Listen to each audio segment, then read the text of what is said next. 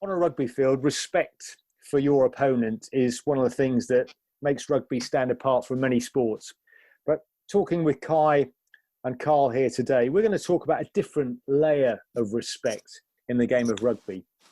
Kai, talk about the respect that you should show opponents when you were playing elite rugby for the Exeter Chiefs. Well, I think how you show the ultimate respect for an opposition is to give them the due diligence they deserve. So the whole process you go through for a cup final week, you try and replicate that in a week for no matter what the opposition is. So how you analyse them, how you review them, how you look at how they attack, how they defend, how they're going to highlight your weaknesses as a team, as an individual, who your opposition is. Because ultimately, wherever their standing is in the league, there is a real potential for any opposition to make you look silly on the day. And I think the ultimate of giving them the respect they deserve is to make sure you're completely thorough in everything you do and how you prepare in the build-up to a game. Thanks, Kai. What are your thoughts, Carl? Yeah, very similar. I think you are taught, like, rugby is one of the most respectful games in the world. No denying it. And I think that's a brilliant thing. So there's an unwritten rule that everyone treats each other with that respect. They talk to each other properly.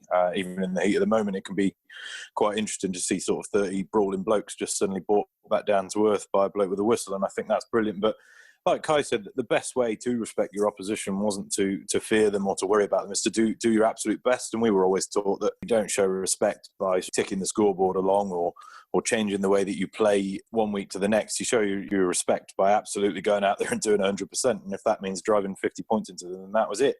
You know, you still treat them with the exact same respect on the return fixture because they are your competition. Very, very easy to show respect by sort of kowtowing and saying, yes, please, no, thank you, and all that. But reality is you've got to be able to do, if you want the respect back, you've got to give everything and show them what you're all about as well.